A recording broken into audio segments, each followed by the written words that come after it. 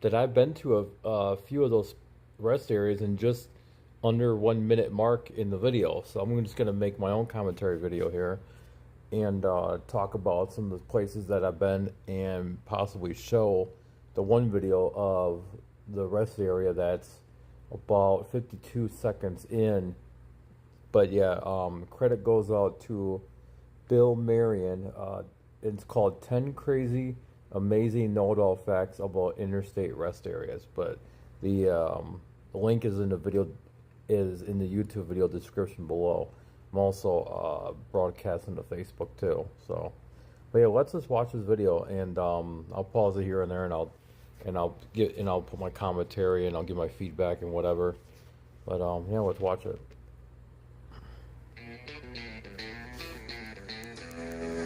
This is a Virginia one right here. And the reason why I could tell it's a Virginia one, because Virginia ones are pretty small, right? They usually have a small truck one right here to your left, and then to your right is the car, and that's how the buildings look. Now this location, I'm not exactly sure on. I've probably been there, Chances are you've had to use but a rest I just area. don't recognize it right away, you know? Rest areas provide a safe break for weary interstate That travelers. looks like it might be down south.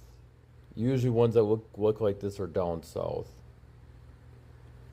I-81 South Rest Area. Yep, Tennessee. T-Dot. I was right. Like, weird. And the sign was already right in front of me, and I didn't even... And I knew it was down south. It's probably because I've been to that one. Because if it's I-81, then I've probably been to it. You can take a restroom break, change a diaper, walk the dog, or use a picnic table to enjoy lunch. Hey there, my name is Bill Marion, and this is A Nose for Life. In this video, I'm going to share 10 crazy, amazing, know-it-all facts about interstate rest areas. Dothan, Virginia, once again. So now, don't think it's the Manassas one Came though. up with this information on my own. I found Can always find out. I mean, all of this information the same way you would. it was I-66 westbound, and then I got the one on the eastbound side too. I Googled it. The only difference is I made a video with the information I found, so you're welcome. As always, there are links in the description. Here are 10 crazy, amazing, know-it-all facts about interstate rest areas. You have to check his channel out though. Number 10. Rest areas are maintained by... Okay, now that's one that I've actually been to. I've been in that side in the live video that I did. If you look at my live video section, I'm walking those steps right there, and they do end very abruptly for some reason. I don't know why. We can kind of go back a little bit, and I'll just try to. Actually, let me see if I can upgrade the resolution a bit so we can. Number 10. Rest areas are maintained. Yeah, those steps right there. They just kind of end, and that's where I'm in my video. I should have. I don't remember if I made the video walking that bridge. I probably did, but yeah, it's pretty interesting. Maintained by state governments. In the United States, rest areas are park non-commercial somewhere facilities right there along all to major your left. interstates. They provide amenities like toilet facilities, drinking No, that was a Virginia one again. water, information dispersal, and picnic areas with lots and lots of picnic tables. No, Yep. I'm serious. They have a lot of picnic tables. It's the responsibility of the departments of transportation of the state governments to maintain these facilities and provide most of the necessary funding. Speaking of funding, it works like this. The federal government accounts for about 1/4 of all public spending on roads and highways, with the remaining 3/4 financed by state and local governments. So when it comes to funding and maintaining rest areas, state governments do most of the heavy Tennessee. lifting, and this gives them some creative freedom. Rest areas often provide regional expression of local identity through their design, and they can add geographic context to a weary motorist. But most of the time, when I'm trying to find a rest area, I'm just trying to get to the restroom. I'm gonna be real. I wonder if I could legally panhandle at a rest area. I never seen it done before, but I wonder if I could. Because it is a public space, it is a public forum. So, I mean, I guess I'll have to do some like searching to find out. Number 9. Rest areas were a part of the plan. Safety rest areas were included in the Federal Aid Highway Act of 1956, the legislation that provided the initial funding of the national system of interstate and defense highways. By the way, in 1956, the cost of gas was 22 cents a gallon. Yep. The Federal Highway Act eventually gave us the interstate system we have today and rest areas.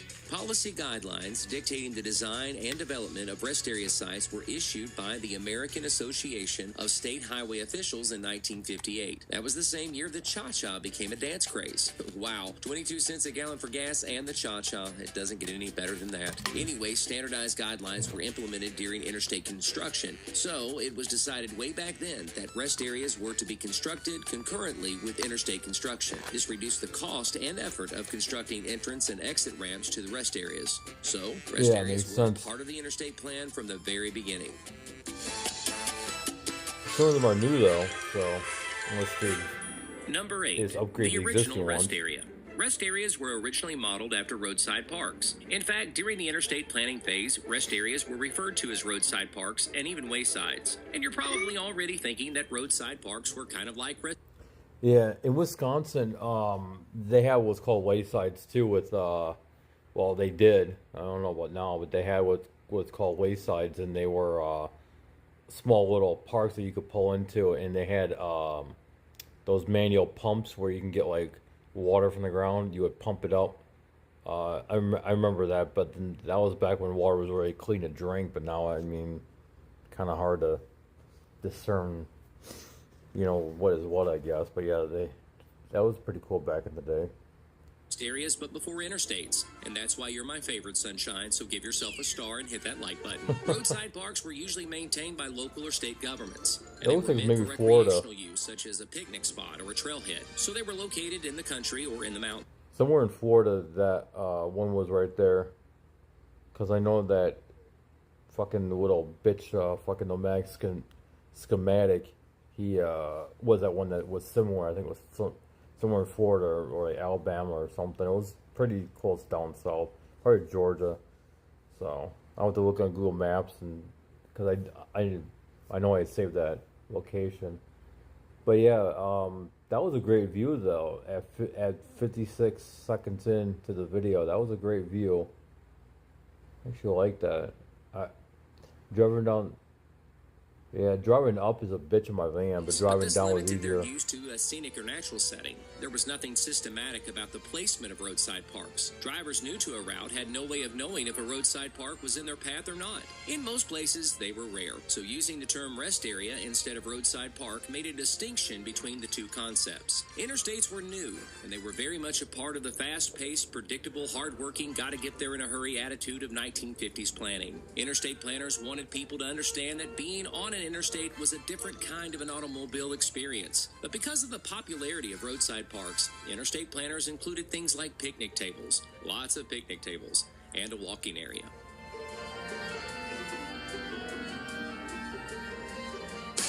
Number 7.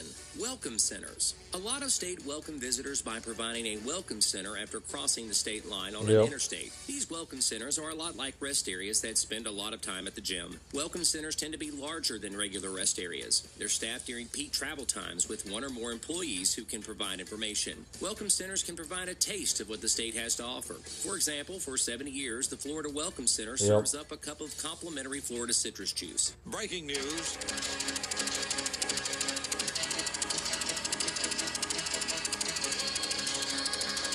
Oh crap.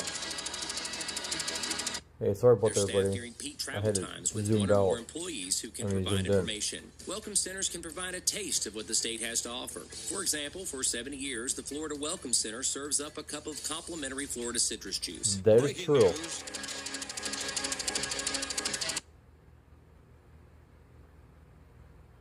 Wow, that's crazy.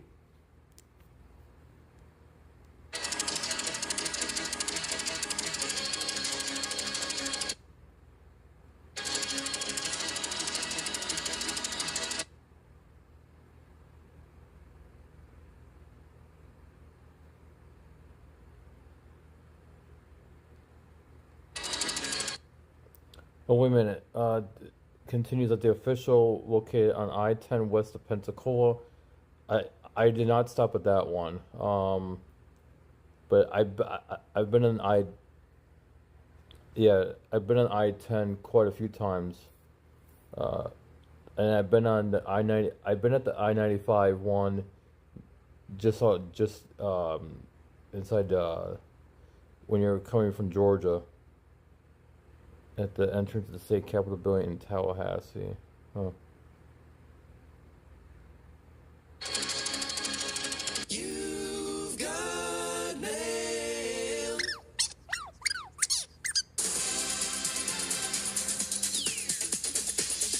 Huh.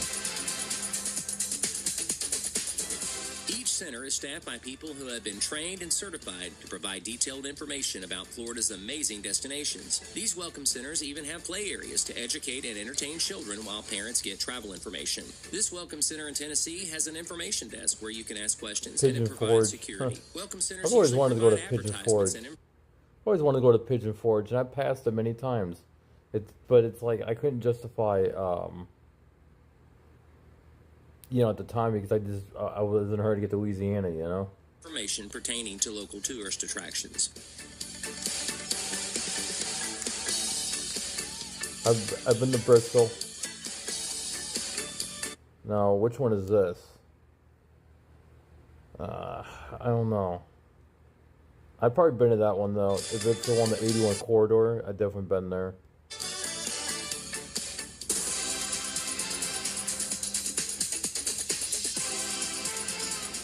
Number 6. Rest areas are different.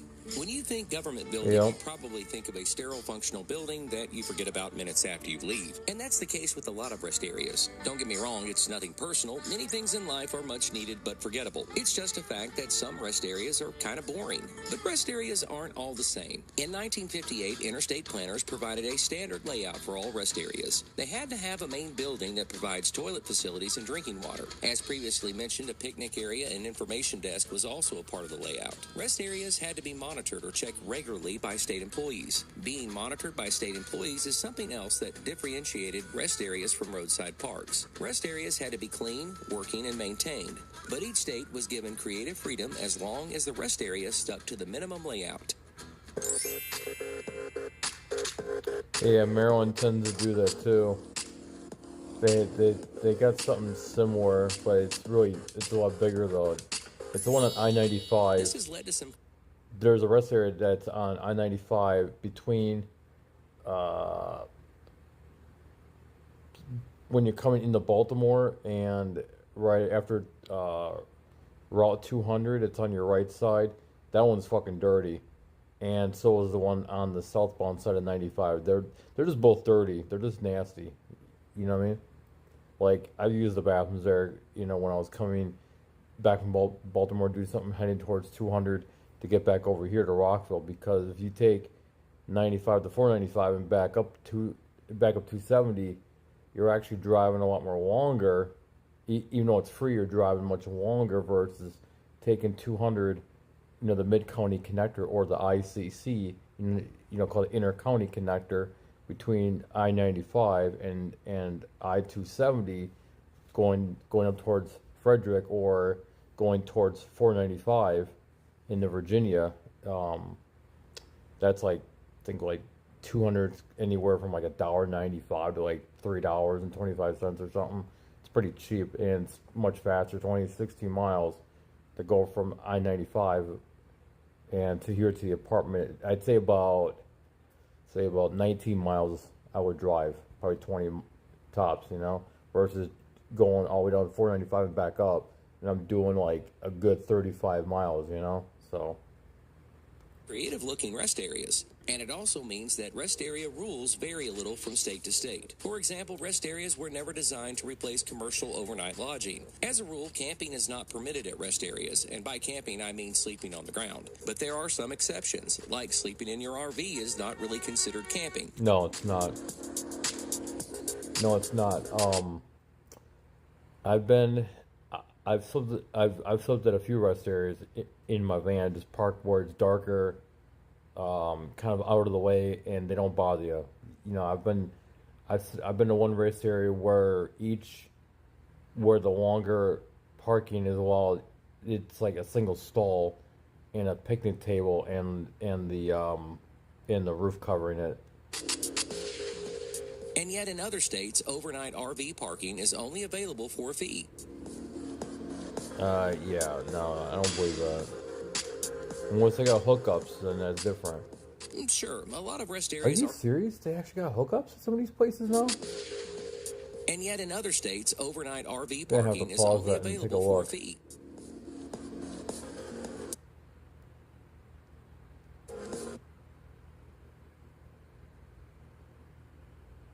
Nice. I wonder when they started doing that. That's crazy. I wonder when they started doing that.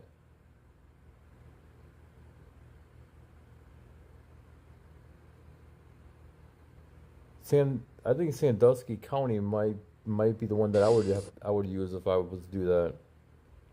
Up to 11 spaces per plaza. Self-pay ticket machine at the entrance to the RV lot and display that receipt in the window or on the dashboard. Okay.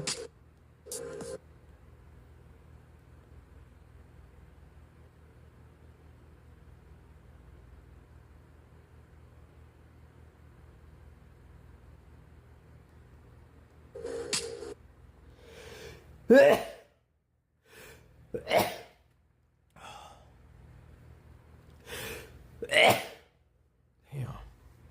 Sorry about that. Well, for 20, 30, and 50 amp. Okay. Wastewater dump, black grate, and portable filling station. $20 fee. That's not bad, actually. Cheaper than a hotel. So, yeah, okay. I wish they did that in more spots. Let's see what that additional rules was or whatever it was.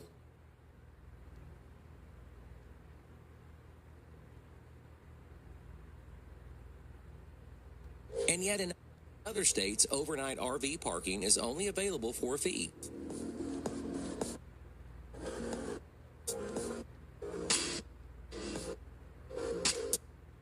Yeah, keep pausing. It's like going.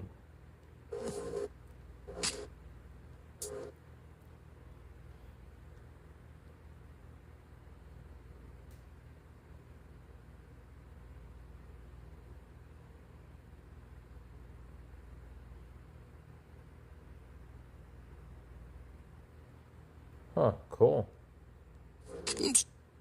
Sure, a lot of rest areas are similar, but there are some that are quite unique.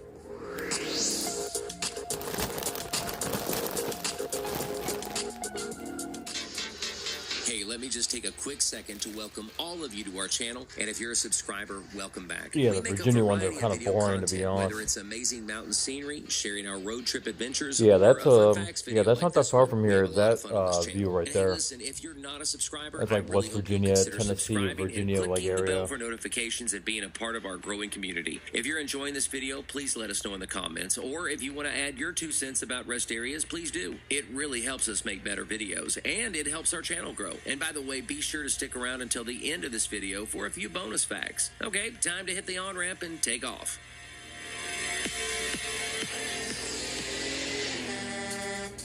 Some of the Number ramps are 5, short too. distance between rest areas. So, you're driving down the interstate an hour after gorging yourself on Taco Bell and you need a restroom quickly. Really? Everybody The thinks next that town is Taco a Bell long way are away, and it doing that feels to you. like it's taking forever. Where is the next rest area? Now, this isn't an emergency, at least not yet. So, what are your options? You're not supposed to take a rest break on the shoulders of the interstate. Shoulders are reserved for emergencies and vehicle breakdowns. And this is why rest areas are essential. And interstate planners knew this from the beginning. Originally, federal policy stated that on any given interstate, there should be a place to take a break about every 30 minutes. But in recent years, the Federal Highway Administration has changed this to an hour, including commercial rest stops like truck stops. More on commercial rest stops later. States are given a lot of flexibility when it comes to rest area locations. They have to consider a lot of factors when it comes to rest areas like the cost of the land, natural scenic views, drainage, and availability of drinking water. Interstate planners knew that there would be a lot of variables to consider, like traffic volume, topography, and climate to dictate minimum distance requirements between rest areas. So they created a very broad rest area placement concept. Their goal was to reasonably accommodate the safety rest needs of interstate highway travelers and encourage drivers to use them as a safety measure to break long periods of travel. It's not a perfect system, but it works most of the time. So if you find yourself having a post-Taco Bell apocalyptic experience, rest for the weary and heavy burden is coming soon. Number 4. The first roadside stop. As I mentioned earlier, the rest area concept was based on roadside parks. So you're probably asking, where was the first roadside park? Well, like everything else these days, this fact is controversial, and it depends on who you ask. Nevertheless, the first unofficial rest stop is believed to have been created by Herbert F. Larson back in 1918 when people were just beginning to take their cars out for a leisurely drive. Larson was an engineer fresh out of the University of Michigan, go Big Blue, and he managed the highway department for Iron County in the Upper Peninsula of Michigan. I know where it's at. He placed his first picnic table. That's right near Hurley there. I've been up to northern Wisconsin plenty of times in the early mid 90s, around 94, 95. I really miss those times, I really do. For a designated rest spot for the motoring public. It's possible that this was the first designated automobile rest area anywhere in the world, but not so fast. Some sources claim another engineer by the name of Alan Williams may have created the first roadside park in 1929. And check this out. This claim is from Michigan too, but this time Iona County. Williams' story goes something like this. He noticed people continually pulling over at a specific location to picnic. Williams realized that everyone who stopped loved the location but struggled making their picnic work.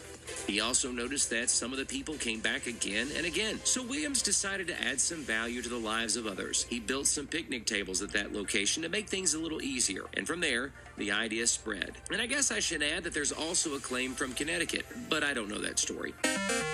Here's what we know for a fact. By the 1950s, roadside stops with their picnic tables were a big hit with the public, and this contributed greatly to the interstate rest area planning. I admit I've never really noticed all the picnic tables at rest areas, but having visited 10 or more rest areas in preparation for this video, rest areas are all about some picnic tables. So let me ask, have you ever used a picnic table at a rest area? Let me know in the comments. Nope, never have or never will. I don't need to. I'll sit in my van and I'll, use a microwave and I'll use my counter in there to eat. Rest area safety. It's a fact that rest areas are like any other public place in any region of the country. They can be dangerous. Authorities say rest areas are generally safe and regularly patrolled, but vulnerable to crimes because of their location. Some rest areas have a bad reputation of being unsafe, especially at night, since they are usually situated in remote or rural areas. This gives rest areas in general a bad name, but in fact, this fear is a little exaggerated, especially in recent years as rest areas have improved lighting and security cameras. As a caution, rest stops advise visitors to keep vehicle doors locked, but that's good advice anytime and anywhere you're traveling. Here's some advice when it comes to rest area safety. When you're exiting for a rest area, know where you're at on the interstate by remembering the last mile marker. This way, if there's an emergency, you can tell the authorities exactly where you're at. Park where it's well lit. And make sure your view to the facilities is unobstructed. And know your surroundings. It's not a good idea to spend the night at a rest area, but believe it or not, this is still legal in some states. For example, in Texas, you can stay at a rest area for up to 24 hours. And speaking of Texas, Texas is going the extra mile to make the rest area experience safer and more enjoyable. For example, Texas is currently constructing rest areas with air-conditioned and heated restrooms and assisted use restrooms. They're also providing wireless internet, office space for law enforcement personnel, surveillance cameras, and even play areas for the kids. Not bad, Texas. Not bad at all. Number 2. Rest areas are disappearing. A lot of state transportation agencies are closing rest areas, and there's a lot of reasons for this. Yeah, I've mainly seen because that. transportation agencies are strapped for cash. So much of our infrastructure is needing repair that rest areas just aren't that high on anyone's list. And countless rest areas are in desperate need for renovation, and it's easier just to close them. But private enterprise may end up being the death of government-mandated rest areas. These days, 24-hour, well-lit service plazas are often more I appealing. may have been to that Service pilot plazas there. offer Let me see here. Is there okay, there's an Arby's there. I don't know. I may have been to that pilot though. That does look familiar for some reason. Especially this wall right here. And usually on the side of pilot, like right where that brick is, there's usually a plug, and I'll back into the spot and I'll plug in when I'm traveling. Fast food and just That about way anything else you need. I can turn my batteries back up, use my microwave, and keep the refrigerator going. So essentially, where that white pickup in that SUV is, but most times the workers will park there too. Even though they're really not supposed to. RestAreaHistory.org told USA Today shutting rest areas down would be the end of an era. And when people say that, the era is usually already over. But at the beginning of this era, there were vast portions of the interstate with no exits at all. Rest areas were the only stop for miles, so they were the only connection travelers had with certain regions. As the population increased and shifted, private enterprises providing motorists with a place to take a break. And they're making money instead of having to spend money, and I get that. But still, for a few generations, rest areas were a part of family vacations, exploration, and so much more. Oh, weird. Number 1. Long live rest areas. While it's true that a lot of rest areas are closing, it's also true that many states understand that strategically placed rest areas are pivotal for tourism, and they're investing into rest areas with revitalization. Yeah, those coupons don't work anymore. Projects. Some states are creating a task force consisting of the Department of Tourism and the Department of Transportation. Yep, that's my As home for the rest state. areas that are closing, well, in many cases, these rest areas aren't getting much use. For example, in 2015, the Department of Transportation in Florida tore down an old rest area just off I-75 in Punta Gorda because it didn't get much use. These travelers were taking other exits to service plazas. It's a practical decision that saved Florida taxpayers a lot of money. But Florida is also renovating rest areas all over the state. Many states are doing the same, closing rest areas that aren't servicing the needs of the public while renovating and improving other locations. That one looks familiar. The connection between the Department of Tourism and the Department of Transportation is likely to mean that rest areas will change a little, but they're not going the way of the dinosaur anytime in the near future.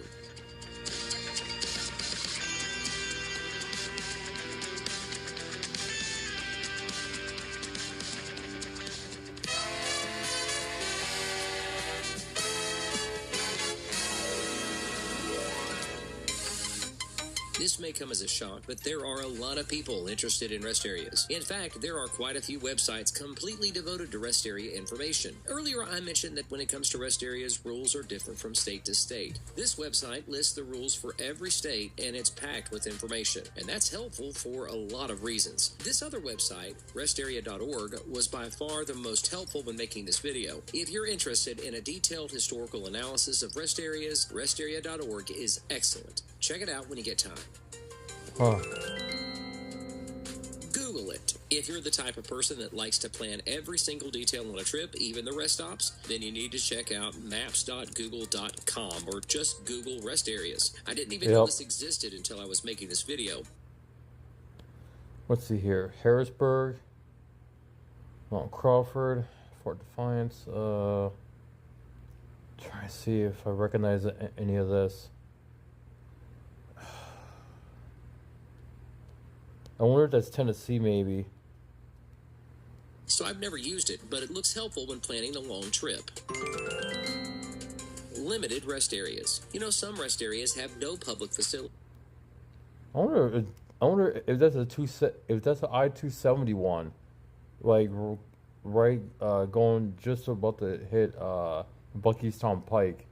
One example is a scenic rest area or scenic overlook. Here's an example Me and of one on Catherine been Interstate there. 64 in Virginia. This scenic overlook is located near the exit to the northern entrance to the Blue Ridge Parkway. Huh. Well, that about does it. Next time you go to a rest area, I hope you remember this video fondly. I hope you enjoyed this video. Please be sure to click that like and subscribe button, and don't forget to leave a comment. My name is Bill Marion, and this is A Nose for Life. Hey, since you've watched all of this video, you might as well watch another, so here you go. Cool.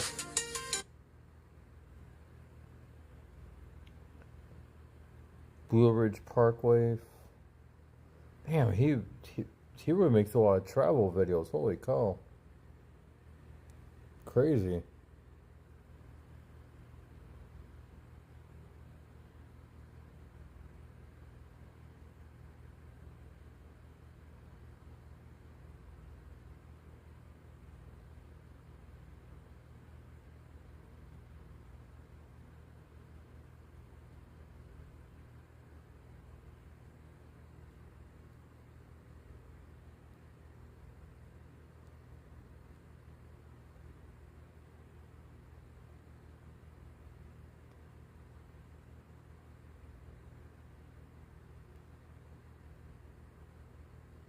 Disney Resort in Maryland? No, I never heard of that.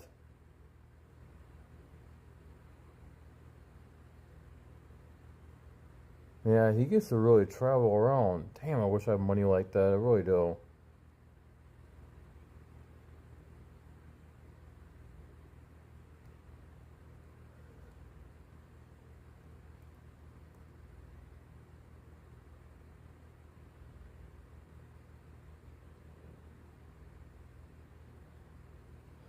Hey, I gotta turn the air conditioner on here. I'm getting hot.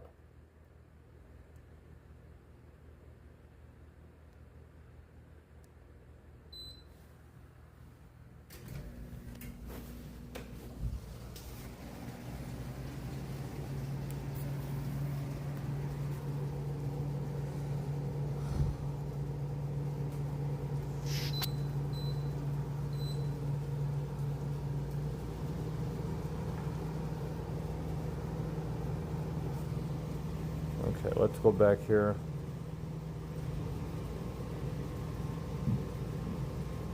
Busch Gardens, Williamsburg. I've actually heard of that.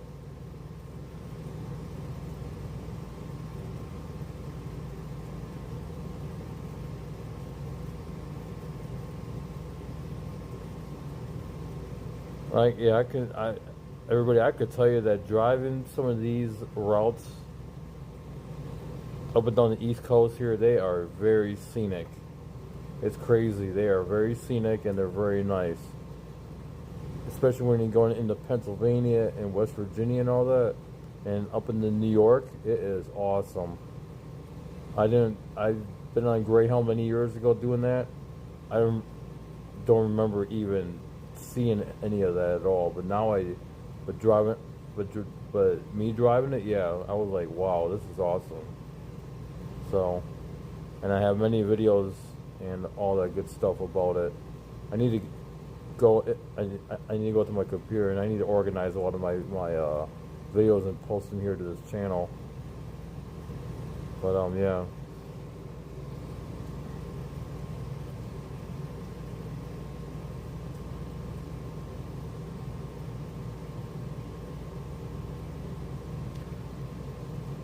Yeah, I really miss traveling all the way to Louisiana and back many times. I've been to I've been there several times.